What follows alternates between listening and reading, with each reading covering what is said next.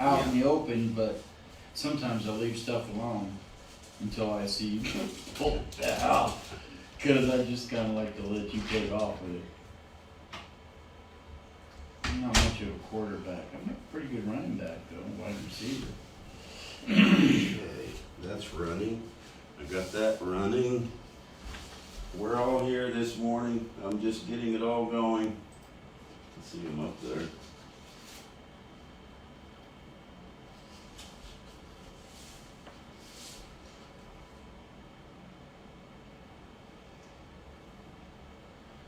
Wow, so that's that much late.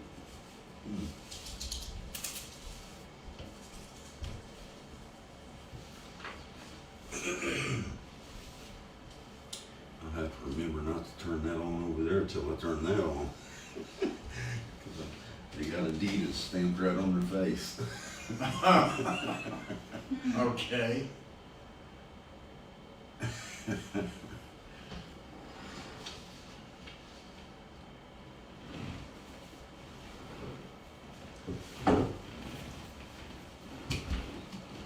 Okay.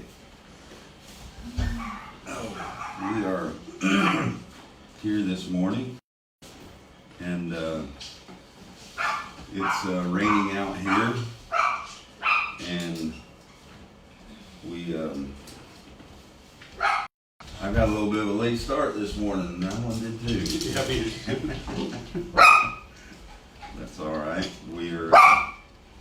I think I have the live broadcast set up right now.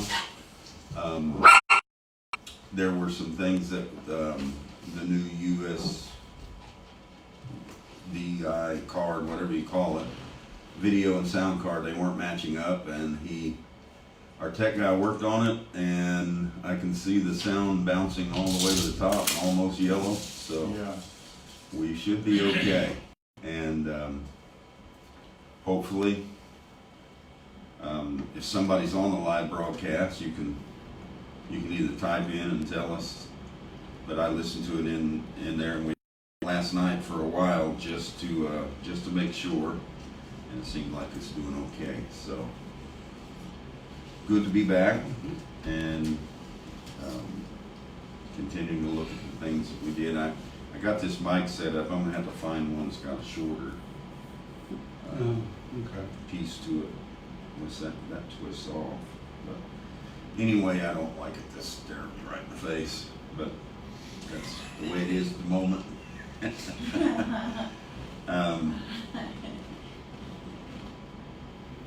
Sunday of the year, and last Sunday of the decade. Yeah. Wow. Yeah. We're privileged. I guess everybody gets to experience that though, don't they? Yeah. But not everybody's aware of it. Not everybody's aware of it. So we've been talking, doing kind of a review of 2019 for the last 3 or 4 sessions where we got together, fellowships, and it came down to where there's just a few things left, and we didn't even touch a lot of what went on through the year, the things that we've seen, and so I was thinking about me personally, and I'm just so glad to be sitting here this morning. 2019 was kind of a rough year for me when it comes to health-wise, but I'm back on my feet and doing great. And I was telling Patty last night, 2019 was really 18 and 19 were the 2 toughest years of my life when it comes to health. And it's kind of funny because when I hit 62 years old, no, it was 61 years old, that's when my father started having all of his strokes and things, and that's in the back of my mind all the time. And most of my aunts and uncles and everyone else, they passed across the veil somewhere between 60 and 65, and in less than 2 months I'm going to be 66. So I'm just I'm breaking that family tradition, and I'm going to move on, and haven't had any strokes, haven't had any really life-threatening things since the 2018 deal with cancer. And, we can, epigenetics-wise, we can break all that. We don't have to go with the genetics of our family, and I am not going to. I'm going to move on from that. Feeling good, and everything's going well. So I remember my father died at 74. He had about 12 years of just a terrible life, where every time he would get back on his feet, he'd have another stroke. And then finally it got into heart attacks and put him paraplegic in the bed. And so I started really taking care of my health-wise back then, about 5 years ago. Paying close attention. I paid attention all the time, but paying very close attention, and I think that was my spirit, the Holy Spirit, helping me.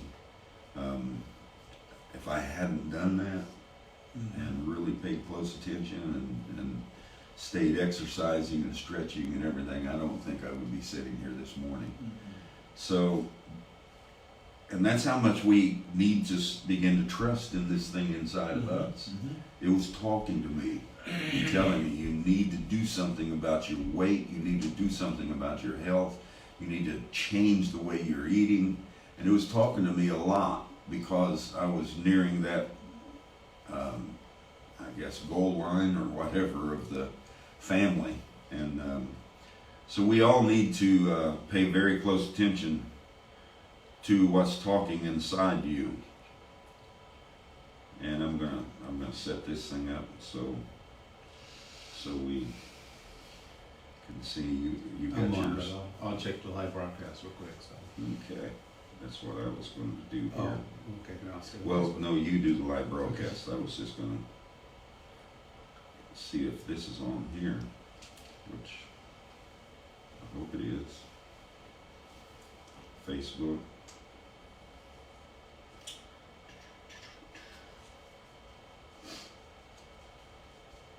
Yeah, it's on. I'll turn this down so I'm not blasting myself. So, good to be back. And 2020, I want to talk just a little bit on review of 2019 and kind of the vision for 2020 and where we're headed. So I think there's a lot this year, 2020 vision. That's perfect vision, and we're headed right into it this coming week. And I wanted to discuss that just a little bit this morning and kind of review back. And I was thinking about Friday night session when we were talking. We talked a little bit about the Lord and how that He dwelled in thick darkness. And so I had written something down and talking on the concept of thick darkness. We all know that at one point the Spirit was called Elohim. Elohim in the Greek or in the Hebrew words means a self-existent being. Nothing else existed around Him. And you say, well, that means we weren't in existence. No. If you can believe what your prophet taught you, William Branham, he told us that the mind of the Spirit is different than a human mind, in a manner of, as humans, we don't have a mind that is has infinite the way it thinks. We don't have a mind that is infinite, whereas the Spirit is infinite, and it doesn't have to have a blueprint of what it's going to be and then build that blueprint. He said the Spirit its mind is alive, is real, and that's where we were. We were in his mind. We were alive. We were well before the foundation of the world. Job, where were you when the sons of God shouted for joy and the morning stars were made and this and that? So we were in his mind, yes. Now for me, I don't see any difference between being here and there. We're still in his mind. If there's any difference, it's just the manifestation of what we're doing. Right. So, yes, we were in his mind. Nothing was existing outside of him. And now the difference is he took what was in his mind and put a physical, earthly, elemental manifestation to it. Whereas before we were in theophany civilization and so he dwelt alone in thick darkness. Thick darkness not meaning, like I said the other night, not meaning like, nighttime. Thick darkness meaning nothing was known for him. Right. I think one place in the book of Isaiah, it talked about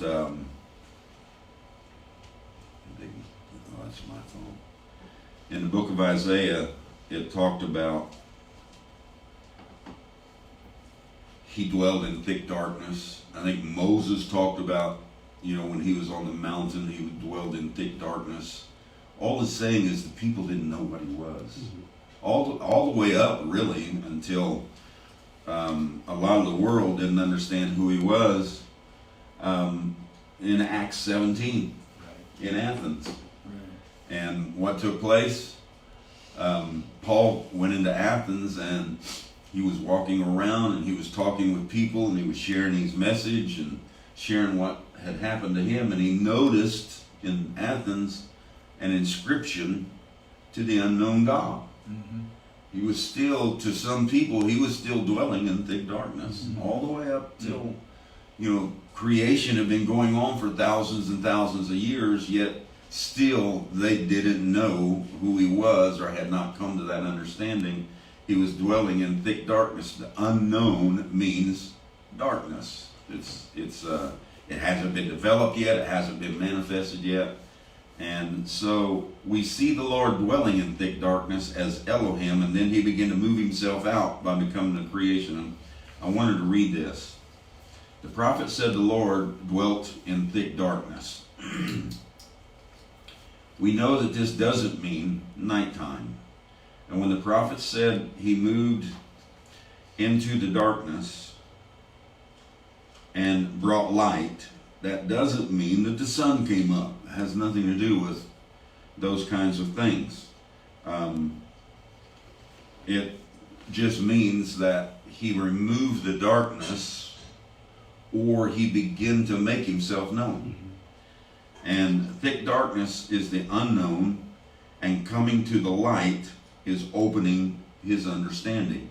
And notice I said his understanding, because the Lord, the Spirit, did not have an understanding of all the things that he has an understanding of today. He had knowledge, but he had not yet had the experiences to understand his knowledge. And I'm talking about the Spirit. So the thick darkness is the unknown, and coming to the light is opening his understanding. Oh, Brother Parnell, Tori, you know better than that. The Lord has always had all knowledge, and everything existed in him, and on and on and on. And that's, I will sit here and agree with you all day long when it comes to that logic. Mm-hmm. But when it comes to understanding, why do you think we made all of this? Right. Why do you think we're sitting here today with gray hair and Adidas sweatshirts on and everything else? We're in here experiencing everything that we had in logic, in knowledge, and now we're putting it to understanding. And the Spirit is who is doing it. That holy thing, that male, female, that person who went back through eternity and goes forward through eternity, and none of it is yesterday or tomorrow. All of it is today. All of it is in today, and it will always be in today. There will never be a tomorrow, and there will never be a yesterday. That's only memories or vision, but reality is always right now. So the eyes of his understanding were being opened by creation. When he was, good morning, Sister Nora. When he was creating all of these things, it was opening his eyes. In his mind and in his logic, there were trees. But when he made those things, when you and I created these things, it brought an understanding to what a tree is. And all the hundreds of thousands of kinds of trees, and the grass, and the skies, and the clouds, and the bird kingdom, and the animal kingdom, and the human kingdom, and you could just go on and on and on. As these things were created, the eyes of the Spirit were coming to its understanding. And the Spirit, the eyes of his understanding were opened by creation. It was thick darkness until creation began. And the Spirit had feeling. How was he doing that? Let me just give you a little example. When he broke into the theophany civilization, and these theophanies that were in his mind began to manifest, he began to have feeling of what those theophanies were like. He still couldn't eat, he couldn't sleep, he couldn't do any of those things, but he broke into some feeling in the theophany realm. And then when he broke into spoken word and actually had a created earth and all these things, not just in the mind, but an actual creation, he began to taste the water. He began to feel the air. He began to, everything that we had created, he began to feel it. And he began to feel it and started having emotion and started having intuition about what it is, how it acts. And then when he took Adam and Eve and stepped them into the humanity through intimacy and sexual relationship, it broke the Holy Spirit, it broke it into another whole realm of gaining understanding and feeling and emotion and all of those types of things. So we are continually creating things, creating things that actually gives us more understanding about the attributes in us. Constant. And that's what someone said, well, Brother Parnell, if we were eternal, what's the creation for?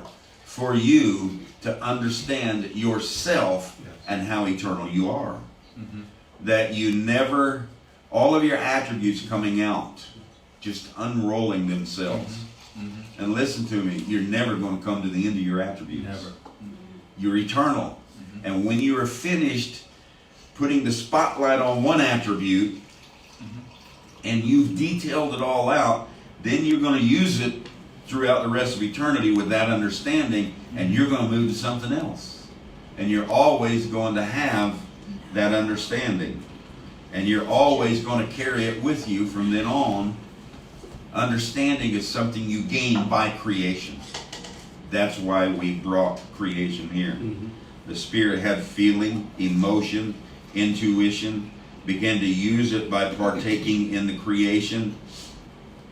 Being holistic attributes of iniquity arose within the Spirit because he started taking all that he was and putting it into creation. And all that he was a holistic being which held everything in him, including imperfection, iniquity, problems, laws, rules, and regulations that the Spirit didn't even like. But they were laying inside him. Chaos. And as Chaos. That's right, chaos, laying right within inside him.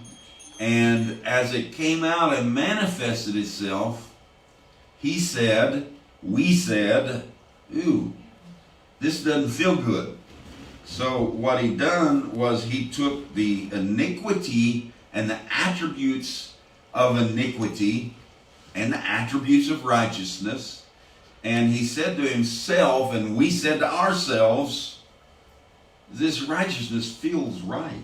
This joy and peace feels right. This love, oh, this is great. My intuition, everything, this feels right. This feels correct. This feels like something I want. But this over here, this anger, this jealousy, this sickness, this all of these things, this don't feel right. So what did we do in a spiritual mode, just like you do in humanity? When a disease comes up, what's the first thing humanity does? Begins to look for a cure.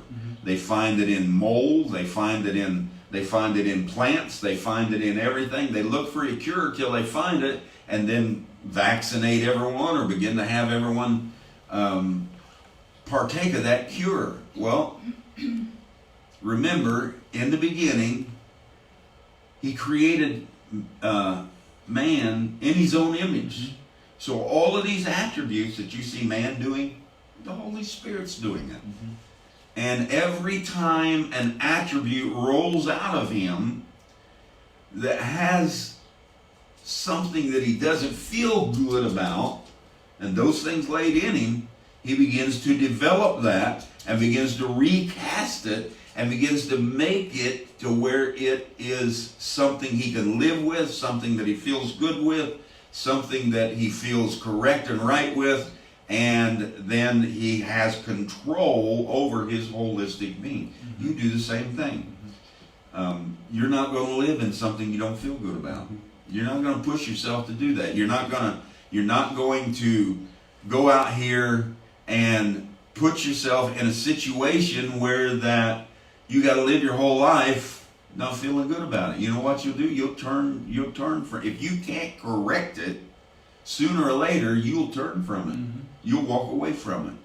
You'll do whatever you have to do to get that thing out of your life that doesn't feel good. You'll take medicines, you'll take herbs, you'll exercise, you'll walk, you'll eat proper, you'll do all kinds of things to get rid of something you don't feel good about. And the Holy Spirit is the same way. It is the Holy Spirit, the image of himself, doing all that he can to break out of every attribute that unrolled that he didn't feel good about. But Brother Parnell, how can he even be our God if he's got to go through the same thing we're going through? Well, number one, you should be past him being your God. We should be long past that now.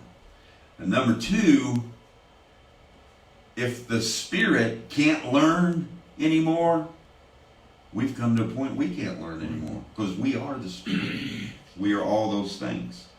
So the holistic attributes of iniquity, the attributes of righteousness, the attributes of eternal, all these things laid inside him and arose within the Spirit.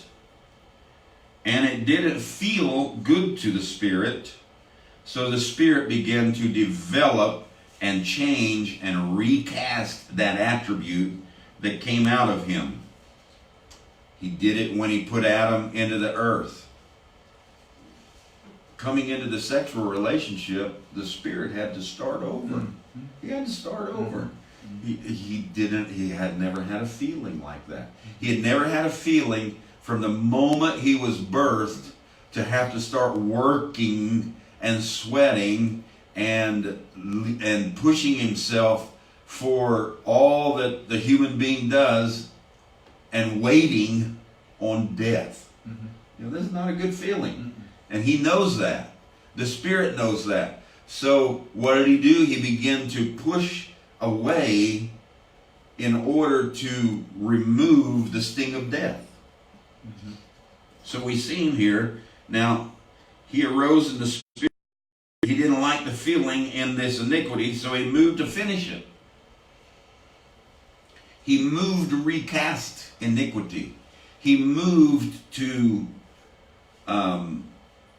get sin, if you want to call it that, out of it. He didn't like the feeling of unbelief. Mm-hmm.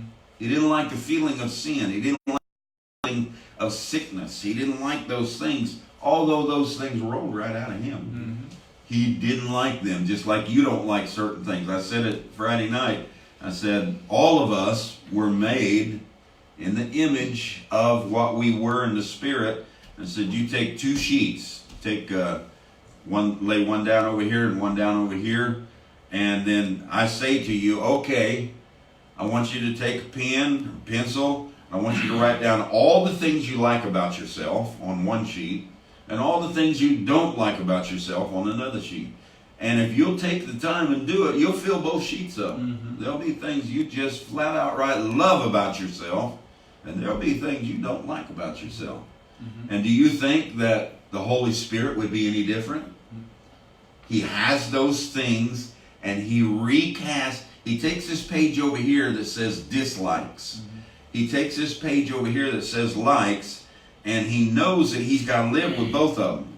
So I'm going to recast this dislike over here, and I'm going to mend it and make it and bring it into, even though it's something that I dislike, I'm going to bring it into the page that recast it in such a way that I like it. It's okay.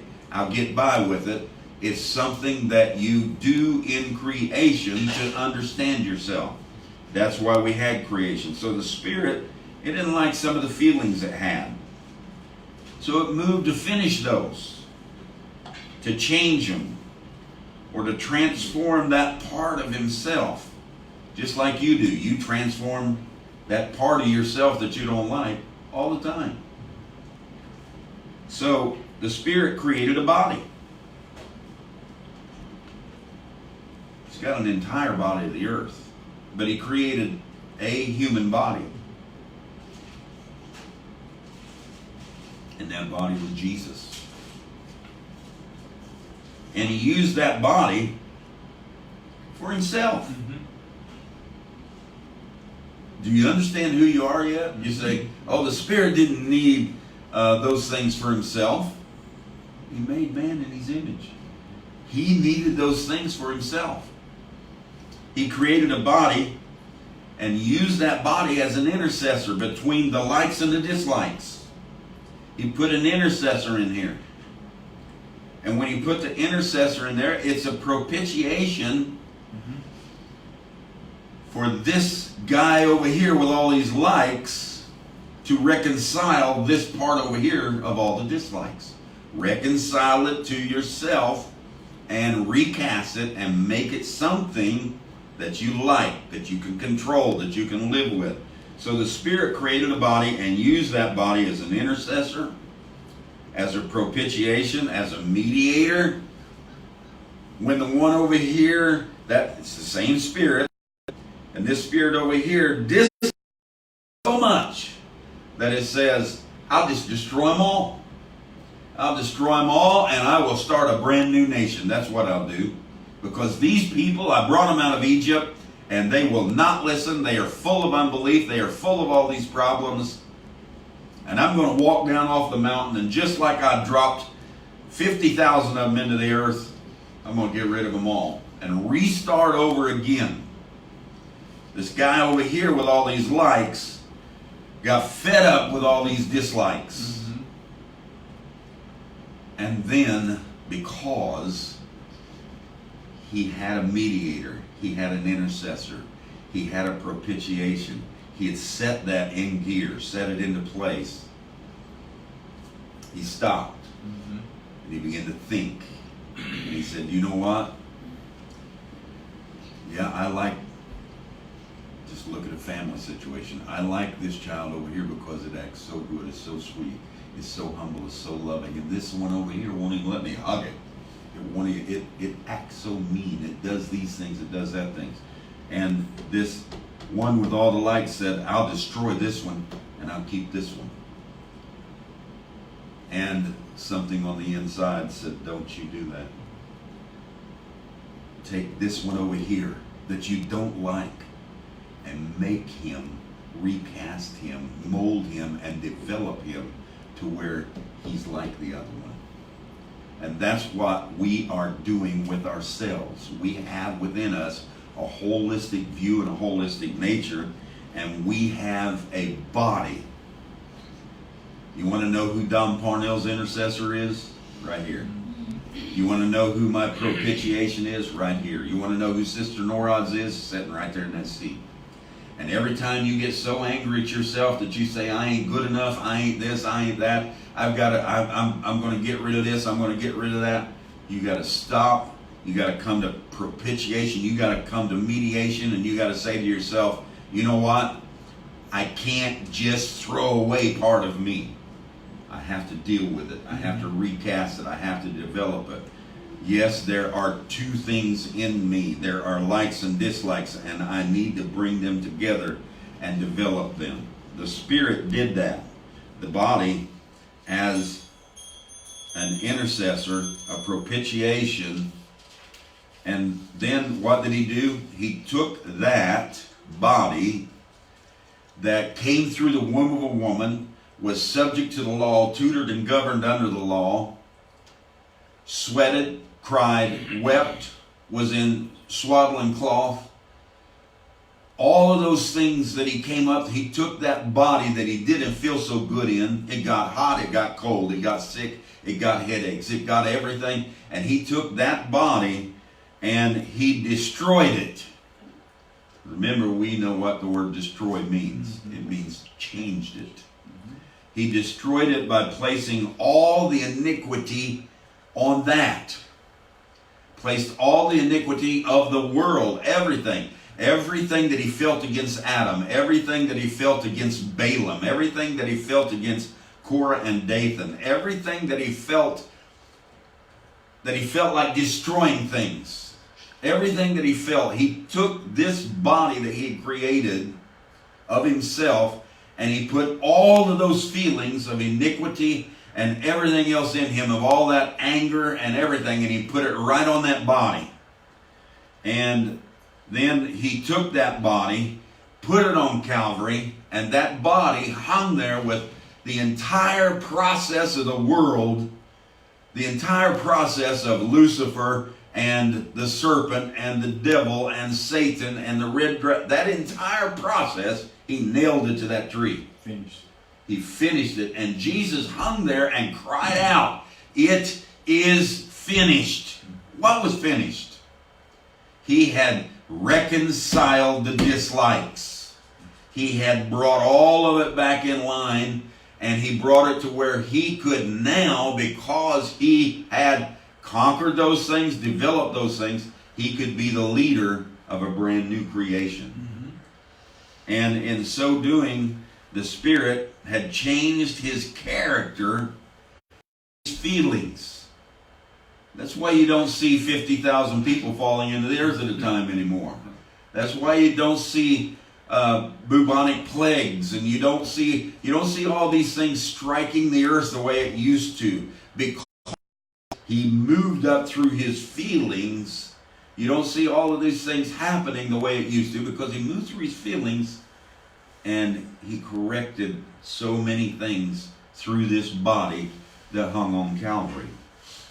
He took his feelings and he transformed himself through that body and made that body the process. No, Brother Parnell, he didn't do you know what he said? He said, as the serpent hung on that pole in the wilderness, so shall the Son of Man be lifted up. He's going to go up there and he's going to become the process, the serpent. He's going to become the iniquity hanging on that tree, and he is going to finish it and do away with it and bring a brand new creation. That's what the Spirit done. The Spirit had changed his character and his feelings, and his transformation did away with the iniquity that he had within himself. That's why I so trust. I don't care. I don't mean to say it like that. I don't worry when something comes up in my life that I don't like. I don't worry about it. I say to myself, This is just another thing that I am going to develop and use. And many things have come up through my life that I didn't know what to do with them until I come to this understanding and this revelation. And I know it was pinned to that body that hung on a tree. And I know that this body is an extension of that. And this is my intercessor. This body went through a death, burial, and resurrection. This body changes his character, goes through transformation, and becomes the great thing that we always wanted, a reconciliation of the world unto ourselves. So, when he was talking, his transformation did away with his iniquity. You remember what he said in Matthew 25, I think it is? Depart from me, ye workers of iniquity. Notice what he said. Depart from me. It was in him. He wasn't talking to something out here and saying, you get away from me, you're a worker of iniquity. He's talking to himself. Depart from me, ye workers of iniquity. I never knew you. You know what the word "new" means? Relationship.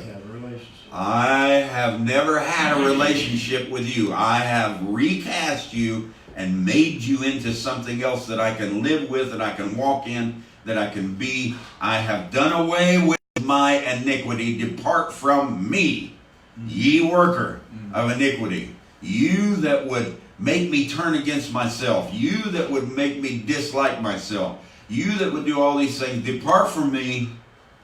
I never knew you. I don't want that relationship with you. I want to have a greater relationship.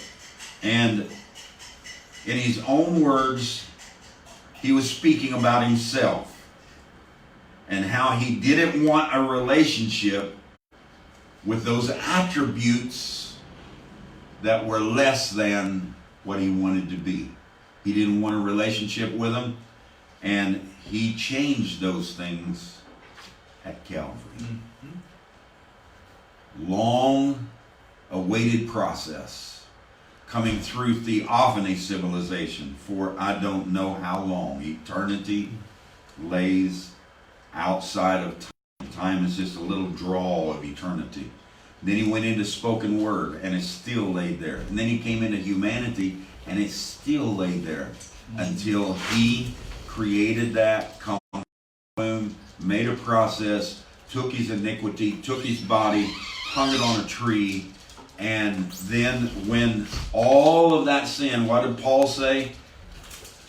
He took your unrighteousness that you might become the righteousness of Christ. So here we are now in a process of reconciling ourselves with this body, with that body. We're reconciling ourselves all the time. We're bringing ourselves back to a favorable world, to a favorable being, to a being that is favored by the Spirit, and he's doing it by developing all of those likes and dislikes that are in us. You say, I've never heard anything quite like this, Brother Parnell. I haven't either. Just wait till next year. But these are the things we see in 2019. As I go through this, 2019, we went through a lot of cycles about ourselves. We couldn't understand why we had certain things about us, all the way up till 2019. And in 2019, we really, in 16, 17, 18, we were pushing in this direction. But to really understand ourselves, we pulled it all together and recognized a holistic being just in the last year or so that we are easily able to live with. I can live. It doesn't matter what shows up in my life. I know how to use it, control it, recast it, make it something that I can live with. Make it something that I can be. Make it something that I can learn from. Make it something that I can develop myself with. So I'm not worried about what crops up. I was watching Donald Trump the other day, and he was on The View back when he was thinking about running for president. And of course, all the ladies on The View was hitting him up. You gonna run? You gonna run? You gonna do this? If you run, we don't think you'd be such a good president. And then one of them asked him, said, "What are your weak points? What do you feel your weak points are?" And Donald Trump backed at him and said, "You think I'm going to tell you that?" He said, "I watch these people, celebrities and presidents and governors and all these people, and as soon as they tell a weakness," he said, "you destroy them." He said, "If I got any weaknesses, I'm keeping my mouth shut. I'll just develop them where they don't show up." That's what he said. And I thought, yeah, that's it. If you got weaknesses, why spread those things out? In my weaknesses, I am made strong. That doesn't mean broadcast your weaknesses and I'll be made strong in it. You do that and you're going to be a person that gets beat up and hated all the time and pushed aside and everything else. You don't broadcast your weaknesses. You turn inward and you find ways to shore those up. You find ways to develop them. And you say to yourself after a while, I don't have that weakness anymore. Right. I have developed it, and it has become one of my strengths. So we looked at all these cycles in 2019. And I wrote some of them down, and I know I'm not going to just go through all of it because it takes forever. But the cycles of the candles or the chakra, and how that they lit up inside your body, going to the individual cycles and looking at these, rather than looking at it as something outside of you, we pulled them all inside of us. And said, let's look at them this way.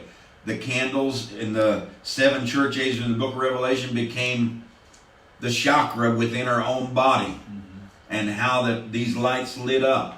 And so we became the light of the world.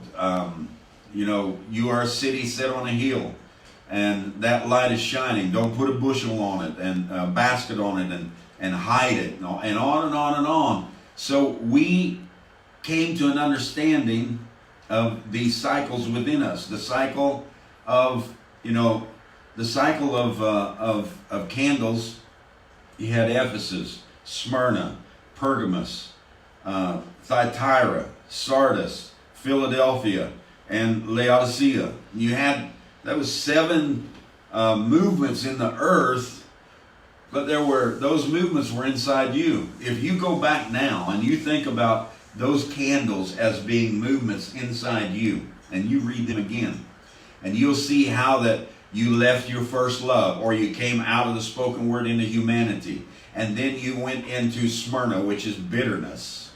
And then when you went into that bitterness, you had to begin to develop all these things around you that you weren't used to and you didn't know anything about, and you stepped into the unknown, and you began to take the unknown and break it into an understanding, and you came into Pergamos, where Satan himself sat on the seat of the throne. Inside Pergamos, he took the throne.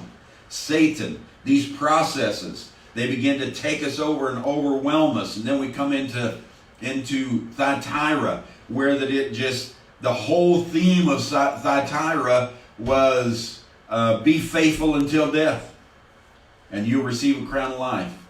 And it got so horrible during that 1,000-year reign out here in the earth that they were slaughtering and slaughtering and slaughtering, and it went through 68 million people being slaughtered over Christianity, and of course slaughtered over many, many, many other things, because you were a certain race of people, because you were a certain nation, because of certain genetics, because of that. They were just going through a chaotic slaughtering mode throughout Thyatira, just like you do when you step into the middle of something and you don't know how to handle it, and you're trying to bring it to yourself. And then they went into Sardis. And Sardis means dead. is what it means. No life in it. But inside there was that little guy named Luther who began to pull himself up and became two little blades sticking up out of the ground.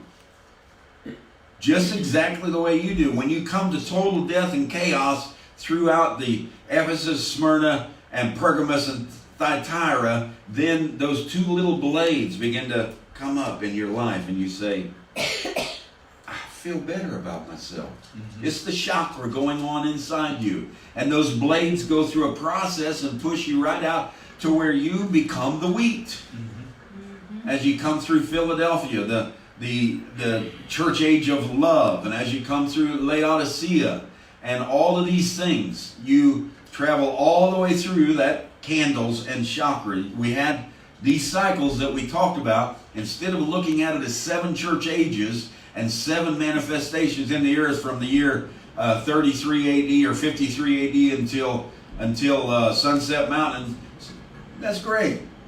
What did that do for you? It's a lot of knowledge, isn't it? It's a lot of knowledge. You got to read books, figure it out. What about what's inside you? Stop looking at what's outside and turn inside and look at how those candles and all those manifestations out here were an image of what's going on in here. The candles, the resurrection. You know what I'm talking about when I say resurrection.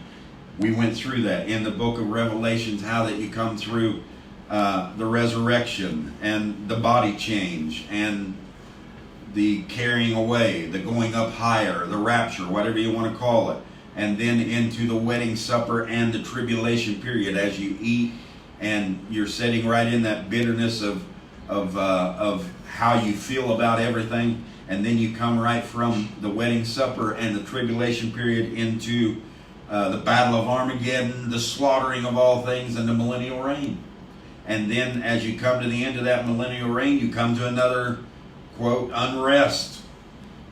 And you come through Gog and Magog, the great battle, and it burns everything up.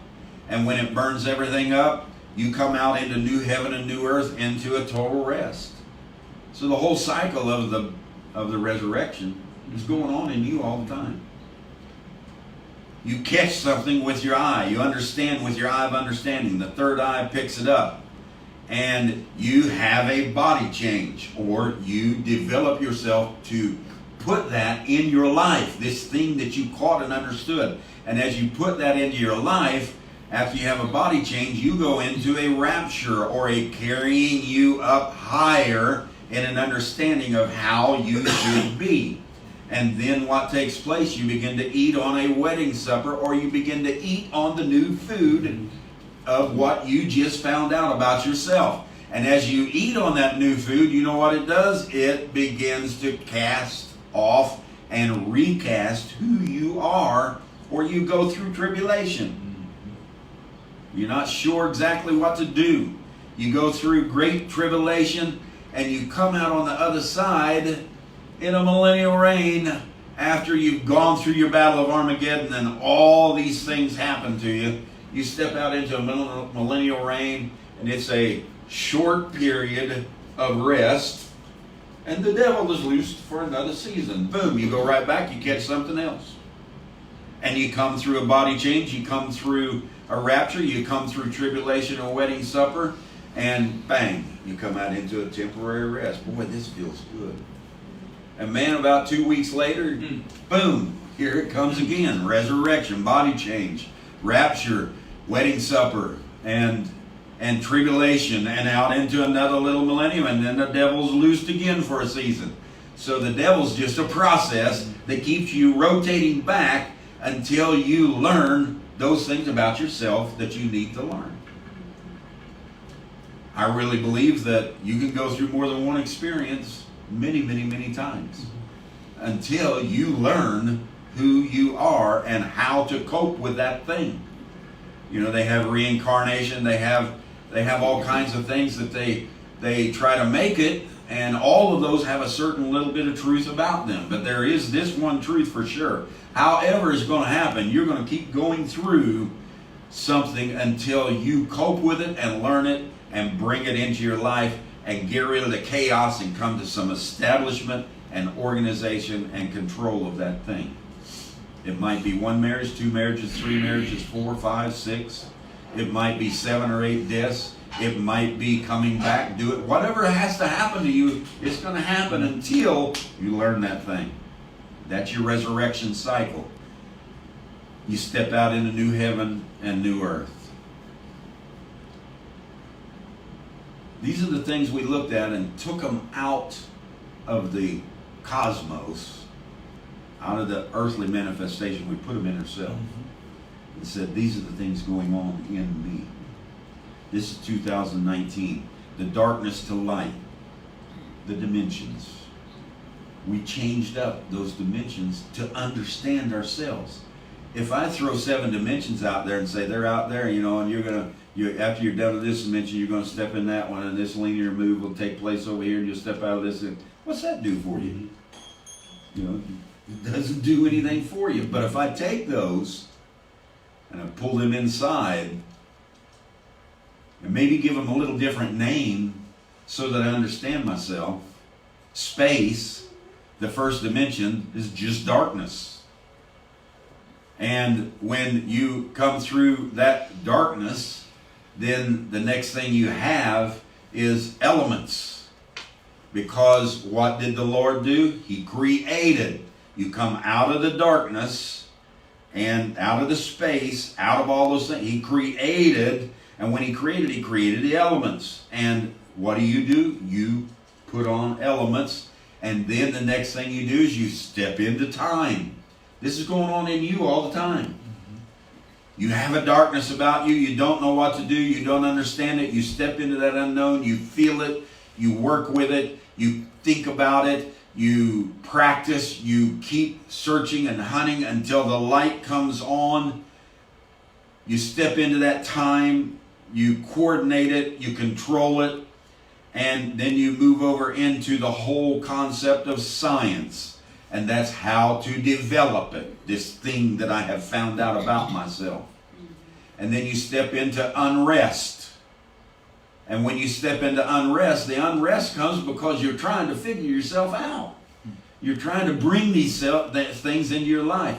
And then after the unrest, there comes some enlightenment about yourself. You say, I changed this thing up and it's pretty good now. And, everybody else in the world might not think so. But for you, it feels good. And that's what I'm talking about this morning, is finding your feelings, finding your emotion, developing all these things, bringing it from unknown to known, and make it to where it works in your life. If you can't take everything that you have ever learned and make it work, it didn't do you any good and it didn't fit.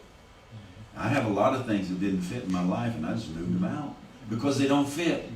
And I leave them lay there until I come around and all of a sudden some situation will come up and I'll say, oh, that's why this happened. I did need this. Develop it, and it goes on all the time in your life, and you move into enlightenment.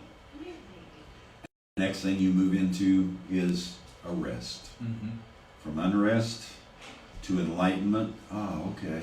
And then arrest. You have relaxation, you have reflexation. You kind of look at it and you keep tweaking and you keep doing things to develop everything in your life. It's cycles. We talked about the process of Lucifer. It's cycles. Started out as Lucifer. Next thing you see him as in Genesis 3 is a serpent. And the next thing you see him as Moses talked about him, was the devil and Satan, the goat heads, all of those kind of things that were symbols. And the next thing you see him as, after the devil and after Satan, the red dragon. What is it? It's processes that you came into in life. This body is a process. You built this process for yourself so you could understand yourself. You built that process right there that you're looking at for yourself. And then you begin to move through those processes. And once you learn a process, you know what you do? You circle right back around and you become Lucifer again. And then you become the serpent, that wise old guy that begins to say, I know how to handle this a little better.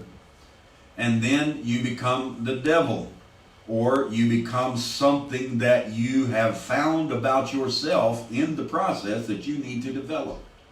And you become Satan, and you become the red dragon. You take in, and that process becomes red dragon, flesh and blood, walking in earth. No different than the process that I'm going to talk about right here. And that process is the movement from theophany to spoken word to humanity. That's a process of the Spirit. He has processes of darkness to light, processes of Lucifer, all the way around to the red dragon and back again. He has processes of candles. He has processes of all these things. And he had processes of civilization and how to move through them and to be who we are from theophany into spoken word and on into humanity. All of these processes going on all the time. It's 2019 that we begin to understand this. And we said to ourselves, this is good. Said the same thing we said all the way back when we created these natural things. We said, this is very good. And then we stepped into it, and these processes yanked a knot in our tail. And as we go through a process, we tie it all up, and we say to ourselves, whew, that was good. I learned a lot.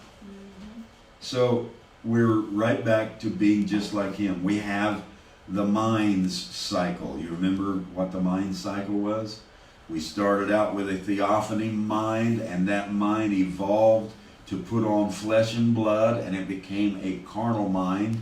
And then as we began to develop ourselves with that theophany carnal development, we became a spiritual being. So we moved from theophany to carnal mind to a spiritual being, and that was a process or cycles that we moved through. And you know what you do? You do it every day of your life.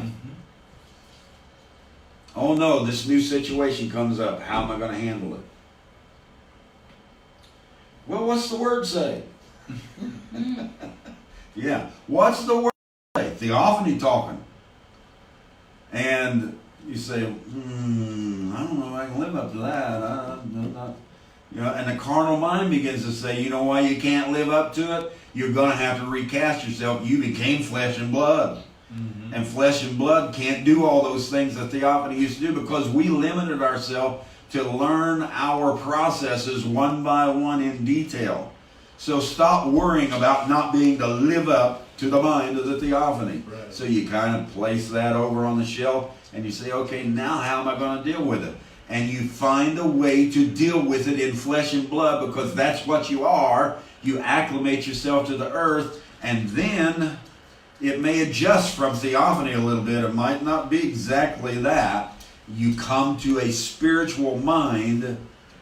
When you start understanding this cycle, you're going to stop screaming, get back to the Word, get back to the Word. You're going to stop screaming that so much, and you're going to start saying, how do I live with myself? I have to feel good about myself. I want to create something here that takes it all and puts it together and says, this is good. This has acclimated me to the earth. This is who I am. And live with it. And have no condemnation and enjoy it. So we have that going on in our life. The mind's cycle. And of course we have the zodiac, which I'm not going to start naming it all. I could go through all that. But I would just say this. The earth has been in the creation existence of the zodiac for about 20,000 years. A complete cycle of the sun moving through the zodiac is about 24,000 years. We just entered Aquarius, which would take it from 20 to 22,000. years. And then we will move into, the sun will move out of Aquarius into Capricorn, and that'll be another 2,000 years. So what we have left in the zodiac that's not been imprinted and become a part of the eternal manifestation, what we have done is come to the last 4,000 years. And we are living in Aquarius, raising ourselves in rapture, and you go through that same process every day of your life again. You come through all of that zodiac, you raise yourself in air, and then what happens? You come right back to the earth again in Capricorn. And you start the process again. What the next process will be, I don't know. But I know this. There's about 4,000 years left in this process. And stop worrying about the world coming to an end. I don't know how many people died this morning, but I know that there's a lot of worlds that came to an end. Mm-hmm. I don't know how many people were born this morning, but I know that there are a lot of worlds that come to a beginning. It ends and begins all the time. It's a cycle. It's a process. And the whole world and all of the cosmos is going through the Aquarian process right now, and we'll move into the Capricorn process. It will have up all 12. Where are we going to go from there, Brother Parnell? Well, we know we live in a spiral. Mm-hmm. I'm sure the zodiac's going nowhere. We're just going to experience it in a different way. That's it. That's a spiral again. These are the things we looked at and really began to understand how they're moving in us, inside us. These are the micro things that we paid no attention to, trying to make something outside of us, trying to get the approval of something outside of us, instead of doing what's inside of us.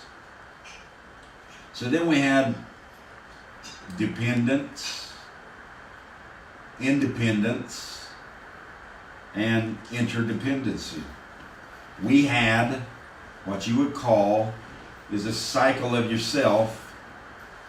As you move through all these other cycles, when you just look at it like this, as an example, when you became a baby girl or boy, dropped out of the womb and you're in your mother's arms, you just moved from a cycle of theophany into carnality. You just moved from theophany to carnal mind, and then from that moment, as you learn to walk, to taste, to feel, to have emotion, to love, to hate, to have sorrow, to have glee, to have happiness, as you learn all these things, you are becoming a spiritual person. Mm-hmm. Paul said that which is carnal is first, and then that which is spiritual. So we came out of theophany into carnal, and here in this earth, carnal is first, and we develop that carnality into a spiritual being. That's what I'm talking about. So you go through dependence. Mm-hmm. I depend on my mother. If it wasn't for her, I wouldn't be sitting here today. Mm-hmm. With all of the love and the care and the taking care of me and the feeding me and the bathing me and the teaching me and singing the songs to me and me learning all these things from her. If it wasn't for Mama, I wouldn't be sitting here today. And then what happens? That's a total dependency. But as I moved up, it moved kind of from Mama to teacher, to whoever it might be that begins to develop me in my dependency. And then it moves from that to a career. When I have a boss or I have this or that, that's developing me in my dependency. You're going through dependency all the time. Mm-hmm. You marry a wife or you marry a husband and you begin to develop dependency again. And the wife normally is the one developing the husband. It's not the other way around. Mm-hmm. The husband, you know, a wife, I don't know whether you know it or not, but a girl, the frontal lobe develops at about 12 years old. And they begin to take on the concepts of, you know what, I'm headed into a life where I'm going to have babies, I'm going to have a husband, I'm going to have I'm going to have a career. I'm going to have this and that and the other. And they begin to develop in a maturity at 12 years old, whereas a male Just want to play ball. is, yeah, they want to play ball, you know, whatever. A male at 30 years old develops in the frontal lobe and becomes a responsible being. So when you marry at 16, 17, or 18, or 20, who's developing that male for the next 10 years, 15 years? It's that wife sitting next to him. Is developing that male and the way he thinks, the way he acts, the way he walks. He needs that woman. It doesn't say that the wife would leave her mother or father and cleave to the husband. Read your scripture. It says that the man will leave mother and father and cleave to the wife. Cleave means join together. In other words, that wife is going to further develop that man. And when you have marriage, thinking of it any other way, headship or whatever, you're just asking for trouble. When that half nitwit starts thinking that he's ruling, that one that's sitting there that's got 10 times the mind he has. So what you're saying is that outward process is a reflection of an inward process that everyone goes through. That's right. The female aspect of you, whether you're in a male or female body, develops first. Then later comes the male. It's a process that we see between a male and a female, but it happens inside each one of us, going, who's in charge first, who's in charge second, who's changing what, so there's cycles to where the female part of you is dominant, and then there's cycles where the male part of you is dominant. So what you're saying is something not just goes on out here, but it also goes on right inside here. yourself. In us, Yes. every single Yes. day. So you have dependence working in you. You have independence working in you. And that meaning, if I have to, I can develop, evolve, and make it on my own. And when you have that dependence working and that independence begins to work in you at a certain age, then you move to the understanding that, you know what? This road would be a whole lot easier if I had friends and fellowship and companions and husband and wife and, you know, on and on and on. It would feel so much better. So what do? You begin to develop that interdependency with one another. And just for a second, that goes on inside you. That's why you look and you seek for friends. You look and you seek for a husband or a wife. And you hope to have children. Because all of that is interdependency upon one another. That mother, even though she's the one that's so working with that child to take care of it that first 9 months, year, 2 years, 3 years, at the same time, that's an interdependency because that mother wanted that sweet little thing for so long that it's developing her love, her intercession, her mediation, her care. It's developing everything about her. So it's all interdependency all the time. Same way on the inside of you. That interdependency between the male and the female, between your relationships, between your love, and it's all going on cycles of dependence, interdependence, or independence and interdependency all the time. And then just recently, we talked about the mind and the heart. Earlier in the year, we talked about it some, and we just kind of left it lay. But we come to that point that we see the mind and the heart as the male-female.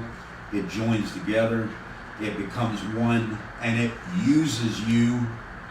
You use it to develop your body, to develop your relationships, to hear from the heart, to have understanding, to cast away some seed that comes to your mind, to put it aside, to take other seed into your heart, have that baby, develop it, live with that thing and say, this is good.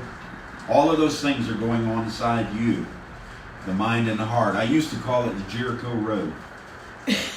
You know, that road that goes from here to here, it travels from the mind to the heart.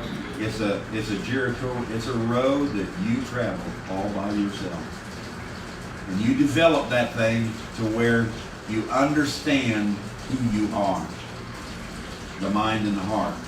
If you hear a little bit of noise in the background, it's really raining hard here right now. So I know you're probably hearing it, just thinking, what in the world's going on? we're in a sunroom and we're watching it, and it's just really coming down. And of course, the roof, you're hearing it hit the roof. So those are some of the things that we have developed about ourselves in 2019. I went back through, there are so many things that I left laying there and just said, if we can get these core things and understand ourselves, all of that other will develop itself within us without us even putting forth an effort. It's just that life will flow. After a while, you know, you plant yourself a little flower garden, and then you just step back and watch it, and more flowers just keep coming out, and they keep coming up, and they fill themselves up, and it becomes a beautiful thing. That's exactly where we're at now. These things have come up. They have become a part of our process, a part of our life. I don't care who you are. I don't care what you learn. What I do care about is how you're going to handle that, what you're going to do with it, and how is it going to develop in your life. I don't care if you have an MBA. I don't care if you've been a janitor. I don't care if you came through the 3rd grade. I don't care if you've been married 1, 2, 3, 4, 5, or 6. I don't care. When I meet you, I'm looking at you as one thing, a human being who has been through unbelievable processes, and if I can tap into those processes and into that love that you're holding, into those things that you have in your heart, I'm going to be the better person. It's going to move in me, and I'm going to fill up, and I'm going to receive things from you. And on the other hand, I'm hoping that you enter the process in the same manner and say, what can I gain from Atori, from Don Parnell? What can I develop? Why did this man enter my life? And exactly how can I develop myself with him? You become interdependent with one another. So we're looking at 2020.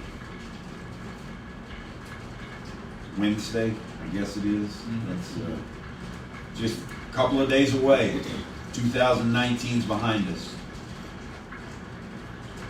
2014, 15, 16, 17, 18, and 19. We've been 6 years developing these things in our life. We're going to be 6 more, and 20 more, and 30 more, and 50 more. And whatever more, because there's no end to these things. We'll spiral back around and pick something else up. We'll spiral back around and pick something else up over here. We'll add this in. We'll say to ourselves, you know what? This is a new generation. This is a new day in the year 2015. We'll say those things that Don Parnell taught back here in 2019, they don't quite fit today, and you're going to have to change them up. I'm here for my generation. I'm teaching for my generation. I'm moving with my generation, and I will live with my generation throughout eternity. You have your generation, and you are going to go beyond where I am. You're going to see more things. You're going to understand more things. You, the youth and the young people, don't sit there and say, whew, man, I'm glad we got under this message because this is everything. You think this is everything.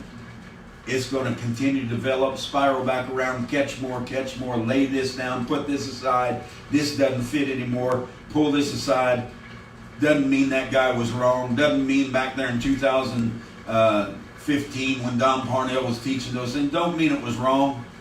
But over here in 2055, it don't quite work. And you'll change it up. And that's okay. There's nothing wrong with it. We've done it in every generation. We've done it in every lifestyle. We've come through everything. And you continually change things up. That's why I listen. I listened to Kit Gomez when he was just yesterday and the day before, when he was talking. They had him live on the internet at the fellowship. And then I listened to him in the church there at Sister Salo's house.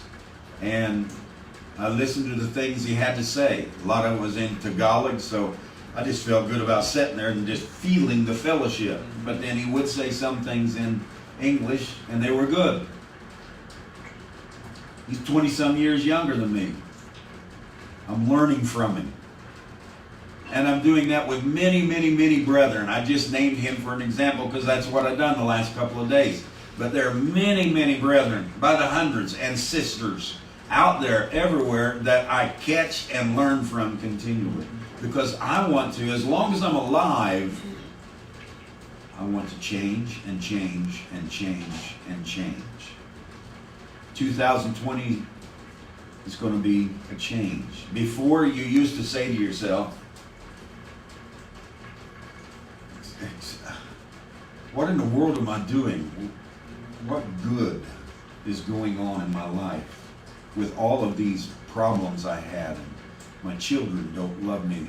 I've done things to them, and I wish I had it to do over again. And I'm not good enough. And there's a little story, you know, and I read it, and it was at an auction. There were hundreds of people there. And an elderly man and his wife had died, and it was an estate auction. And so they had all their things up for sale. And certain ones bought this and certain ones bought that. And there was an old violin sitting there. And so the auctioneer picked it up, and he said, you know, who will give $100 for this violin? Nobody spoke up. And the auctioneer said, $50. Nobody spoke up. And the auctioneer said, $10. Who will give $10? Nobody raised their hand. And while he was standing there going through that process about what was the value and what was the worth of this violin, nobody thought it was worth anything. And this old guy walked up there while he was going on and saying it, and he picked it up and he began to play it. And he played some songs on it. And all of a sudden, somebody raised their hand for $10, $50, $100, $1,000. And all of a sudden, that thing became worth thousands of dollars, and the auctioneer sold it for that because people recognized its value. They recognized its worth. I believe 2020 is going to do that for you and us. I believe we're going to begin in a great way to recognize our value. Why did we come through these processes? What is my value? What good did it do me? You're going to begin to see the good that it has done for you. You're going to begin to feel the things that all these teachings have done for you. You've had those things, you had those feelings, but I'm talking about moving into some real depths of understanding about what it did for you, how you developed your child so much better, how you developed your mind so much better, how you were able to use it in your career, how you were able to, and on and on and on. And you're going to look at these processes that you have developed in you and made them a part of your life, and you're going to see the value of them in your life. You're going to feel the value of them in 2020. Everything's going to begin to come together as to why you walked the road that you walked and why you're sitting in here this morning or up there in that broadcast today. You're going to develop those things in you. You're going to develop the understanding of your worth. We never thought we were worth much. we thought, I can't live up to the theophany. I can't live up to the logic. I can't live up to the word. Therefore, I am no good. I'm not worth anything. My worth is cheap. Who I am doesn't work. I don't like myself, and not very many around me like me. It's going to change. In 2020, you're going to begin to recognize your worth because the music started playing. And when the music started playing, $10, $50, $500, $1,000, you're going to begin to recognize your worth. And those condemnation feelings are going to begin. You're going to feel them subsiding. Things that you pushed yourself into the dirt over are going to begin to pull back. You may have come through many things. You may have come through all kinds of things that we would call sin. You're going to push those aside and you're going to develop those things and you're going to feel yourself, because you know what you did in 2018 and 19 and these processes that we looked at? You pulled everything from the outside to the inside. I couldn't handle the devil outside of me. I can't control something outside of me. I couldn't handle the spirit outside of me. So therefore I was in constant chaos on exactly what do I do. And now I've pulled those things inside me. And if there is a devil, I'll deal with it. If there's a demon, I will deal with it. It's mine and I'll deal with it. If there is righteousness, if there is love, if there is a God, I will deal with it, because that's who I am. And we've come through a couple of years of really looking close at that, and you're going to see it really develop in your life now. Because everything that happens, you're going to stop putting it out there. So-and-so's fault, government's fault, this one's fault, that one's fault, my teacher's fault, my mom and dad's fault. You're going to pull it inside and say, I got to change this. I got to understand who I am. Everything that goes on is me. If there's love, it's me. If there's long suffering, it's me. If there's joy or happiness, it's me. And if there's sorrow and hurt and those things, iniquity, it's me. And I will deal with all these things and bring them into my process. And I will make my creation very good. I will understand it. So we have that happening. We build our worth. This year is a great year for that. We build our value. We take the things that we have learned and begin to build on those things. Enjoining spirituality and science and humanity. That's one of the things that will really develop you this year. Because we're not throwing science out. We're not throwing out the devil and saying, I can't control him anyway. Go on, shoot, get away. We're not doing that anymore. We're dealing with it. And we are enjoining our spirituality of that inner being and the science of it all. We're enjoining it together, becoming one with it. We're acclimating our understanding with the earth. We're not trying to acclimate our understanding with the Word, with the Bible. I got to live this way, I got to live that way. And really, to hell with the earth. Don't want nothing to do with anybody. Live with them, don't want to live around them. I got to separate myself. That's all done. It's over. We're acclimating ourselves and our understanding to the earth now. This is our home. Make it a good home for yourself. Make it feel good for you. Enjoy it. Making necessary adjustments. Recasting our weaknesses to match our strengths, to become strong. Every time we run into a weakness, you don't have to blurt it out. You don't have to tell everybody where that weakness, but you just internally begin to build it and make it a strength of yours. Learning cycles and processes that we need to begin and end. We're ending a lot of cycles and processes, but we have talked about a lot of cycles and things that we are still in, and we're going to move into more cycles.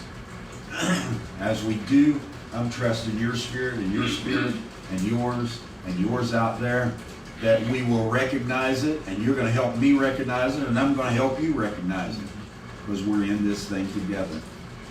We're in this thing together. So we'll make those necessary adjustments, learning cycles and processes that we need to begin and end with. We're going to level the playing field. That's a good way to put it. We're going to level the playing field in this resurrection age. What are you talking about, Brother Parnell? No hierarchies. Those things are done in your life. No male, female. Those things are done in your life. In Christ, there's neither male nor female. There's no gender. There's no ethnics. There's none of those things. We're in Christ. And we level the playing field, whether it's a lady or whether it's a man. That lady has a male inside her that is just as strong as the male inside me. And I'm a man, and I have a female in me that's just as strong as your female, even though your body is dominant female. We all have within us the male-female relationship, and we're going to level the playing field and stop looking at one another as somebody superior and the head of the household, and if you don't listen to me, all hell's going to break loose here. And we're going to level that playing field and say, we need to do this thing together. We need to love one another. It's not a 50-50 relationship inside here. It's 100-100. And it's not a 50-50 in a family relationship outside. It's 100-100. And we all come in this together, level out the playing field, love one another. Oh, but he has such a righteous life. He should be the leader. And he has a horrible life. He was a drunk. He got all caught up on the opioids. And he got married. Look at him. He's in his 4th marriage. Stop it. Just stop it. Level the playing field. They are the same in Christ. Bring them together. I can use the experiences of this guy over here that had all those troubles as much as I can use the experiences of this holy, righteous fella over here who just didn't have near the trouble. I can use them both. And neither one of them is better than the other. But that lady, you know, she's this and she's that. And she's a bad woman, and she was a prostitute, and she was a... Jesus ran into a few like that. And he said, neither do I condemn thee. Go and sin no more. He looked at that woman and said, you have had 5 husbands, and the one you're living with now is not yours. And it's okay.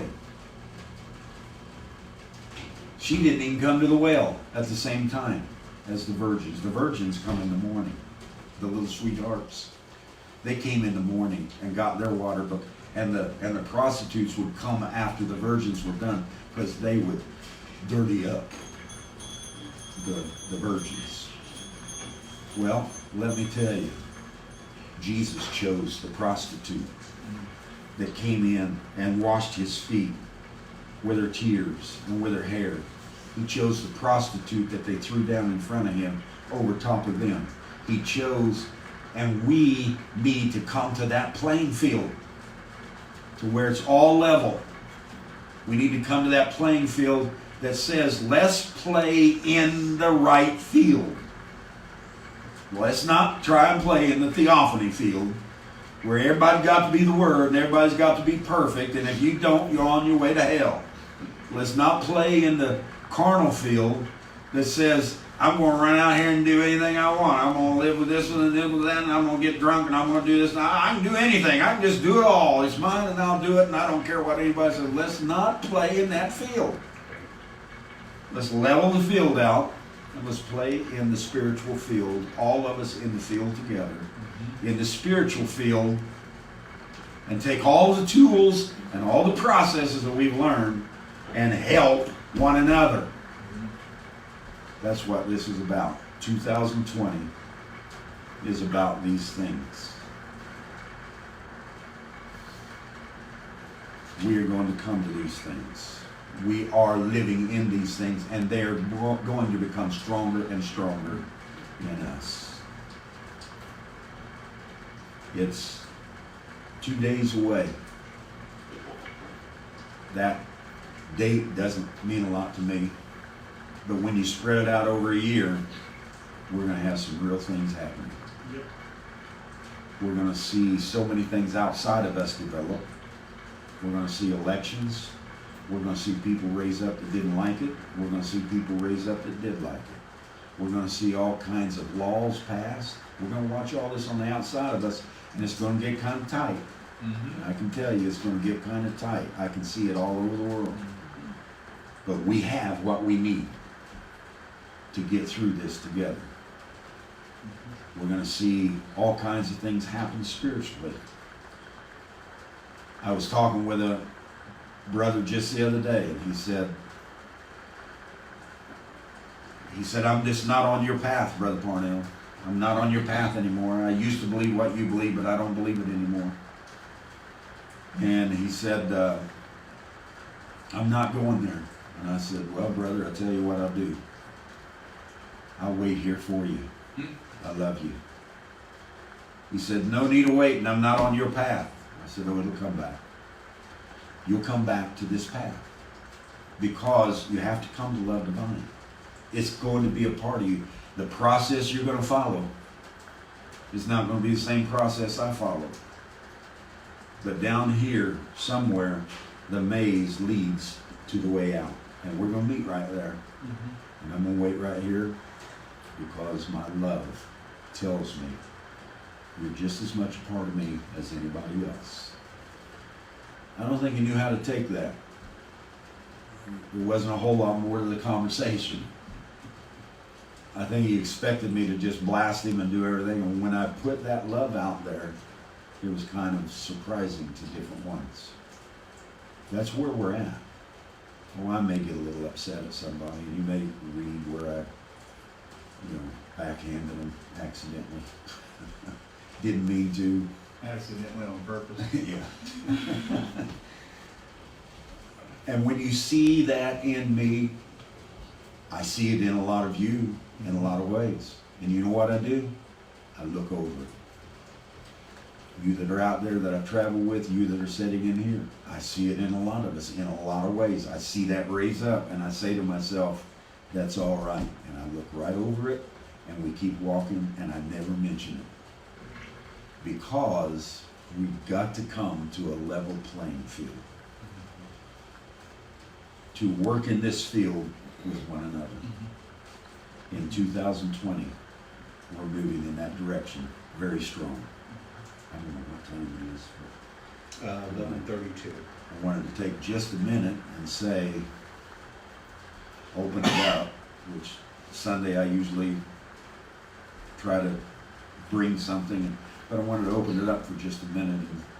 Is there anything that you'd like to say about 2019 or about the vision of where we're headed in 2020? I believe the motto that I put out for 2020 was, I can't remember the exact word, but spirituality and science combined brings us to a clear understanding. That's 2020. Bring it all in. Bring all the data you can in. Look, hunt, enjoy, read, develop. You don't have to get it all from Don Parnell. In fact, please bring me some that I don't know. I want it. I want to enjoy. I want to hear from you. I want to live on the same playing field with one another. So is there anything that, and you better keep this for the live broadcast if you want to. Is there anything you want to say?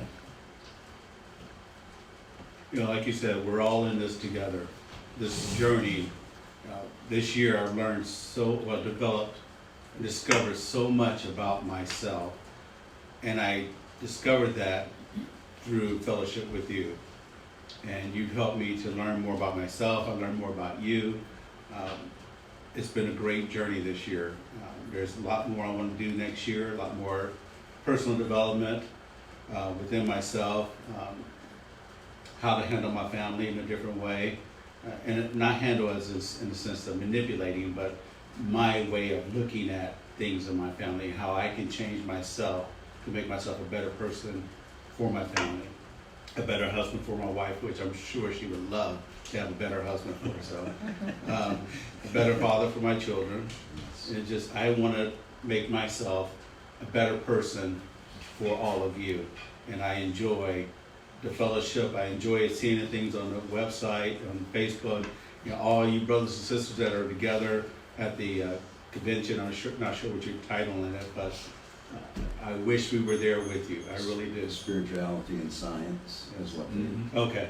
Yes, you're right. I saw the banner. Yes. I wish we were there with you in the physical, enjoying fellowship. That would be tremendous. But anyway, thank you for a wonderful year, and I'm looking forward to this new year coming and a new me. Okay.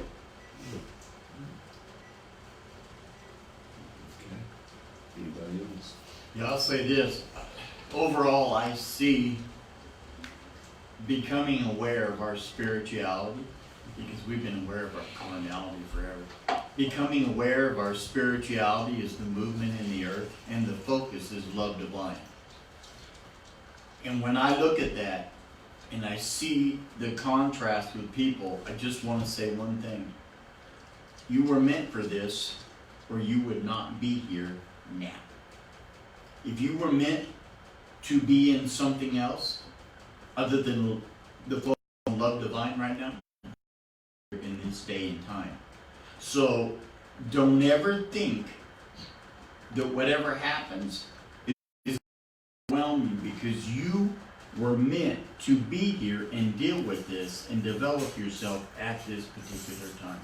So don't ever lose heart with yourself. Always understand you're exactly where you need to be in this day and age for catching the unfolding. Yes. Is there anything, sister?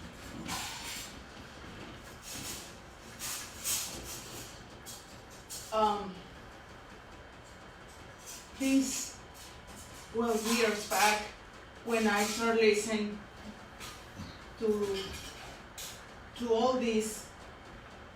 Changed my life completely, because I grew up like, don't believe that, don't do that. And I love this because I always want to be able to help myself and understand myself to help others. And it's wonderful to know who you are and knowing that you're worth it. Yes. Amen. You're worthy. You're worthy to be here. And I am too. Happy New Year to everybody. Yes. Sister Nora? Again. Okay.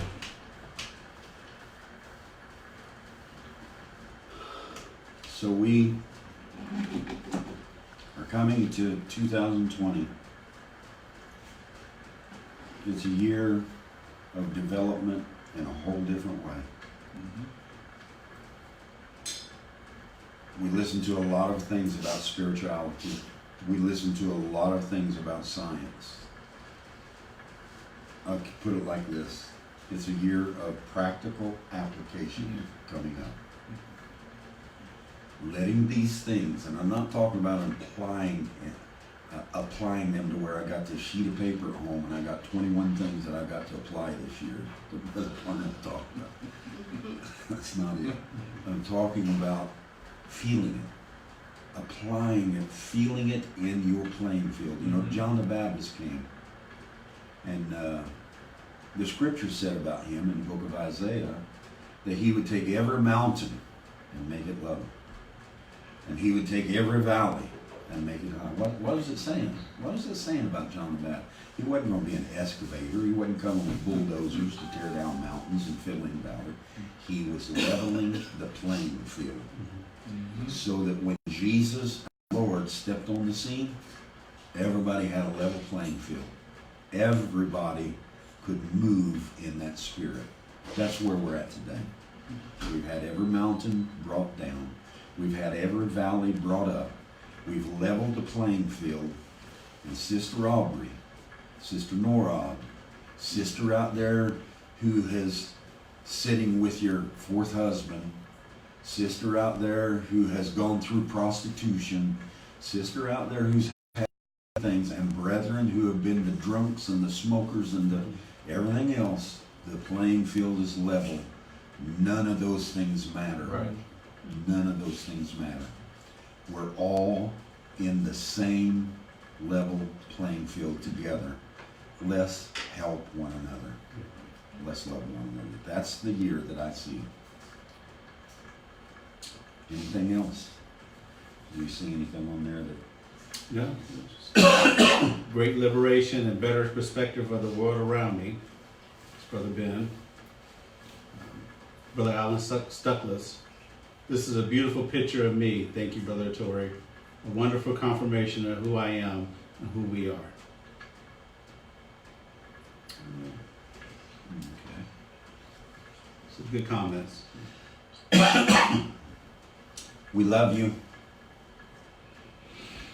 I don't know how else to say it. Not really words to say it. We need to move beyond the language of things this year and move into the feeling and the emotion, the intuition, the understanding of one another, the acceptance of one another. Move into that. And if my language, sometimes if I get my tongue tied a little bit, look over it and know who I am. Let's have feeling for one another. Practical application doesn't come from thought, it comes from feeling. Comes from feeling. That's what it's about. Okay, we love you. And Friday evening, we okay? We will have a Friday evening session so that people understand a little bit. There were so many out there who are coming in new, out in the playing field, that said, Brother Parnell, we'd kind of like to know your thoughts and your understanding on many of these subjects. So I decided to take the Sunday mornings and kind of let that flow out, and so that you have my vision and understanding. Friday evenings, that session is open session. It's, if Sister Norad comes with a subject, she can bring it up and discuss it and lead it. If Sister Aubrey comes with a subject, or Sister Connie, or Daniel, or Alan, or any of the others, Joe Parnell, or Sister Pam, or all the others that do come, Brother Darrell and his wife, and we have a pretty good little group when we can get them all together. And just Friday evenings are for that. Open up discussion on so many subjects. So when you come on Friday evening, kind of look for it to be a little different than what it is on a Sunday morning. We mean for it to be that way, so that we can be a help. And we love you with all that's within us. Do you want to turn that little guy on and sing a couple of courses? We do have, you can see it, but we do have our piano with us now. Brother Alan was gracious enough to... It's your piano. Oh, I gave it away. Once I give it away, it's yours. So you gave it to the church, to the fellowship, to the assembly. It was mine.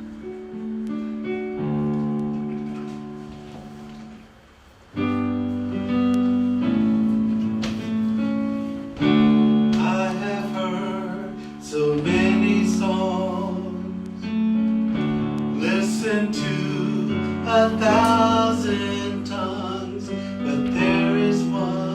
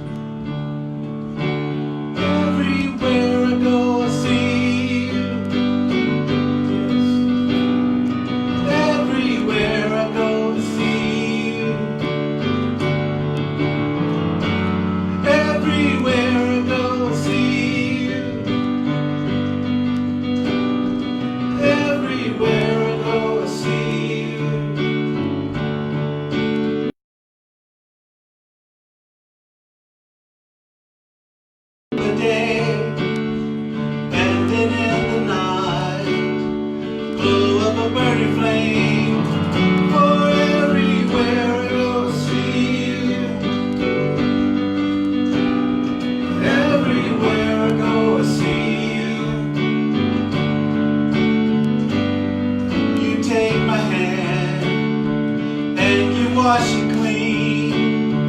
I know the promised land is right here in front of me. Yes. For everywhere I go, I see you. Everywhere I go, I see you. As the eagle flies and the rivers run, I look through the night, I can see the rising sun. For everywhere I go, I see you. Everywhere I go, I see you. For everywhere I go, I see you. Everywhere I go, I see you. Last verse. Yes. Will the grass will die and the flowers fall, but the words of life will live on and on. For everywhere I go, I see you. Everywhere I go, I see you. For everywhere I go, I see you. Everywhere I go, I see you. Time.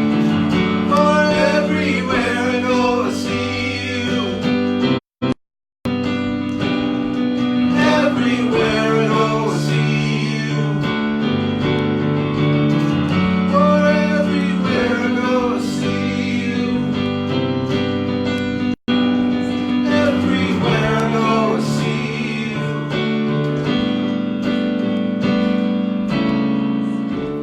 Yes. So we all join hands, and we will take this in and give it to as many as we can, as she's probably busy. And trusting with all that's within us, we have within us the life that everyone needs, the life that everyone has. But what we are doing is sending out an energy that says, we would love for you all to become aware of it. We'd love for you all to come to a higher level of consciousness and understanding. So in the authority of Christ, we stand here. We do that for ourselves, for our loved ones, for our bodies, for our healing, for our finances, for all of these things. That spirit, us, that lies within us, standing here in the authority of Christ to declare it, and it be so. In Jesus' name. That's right.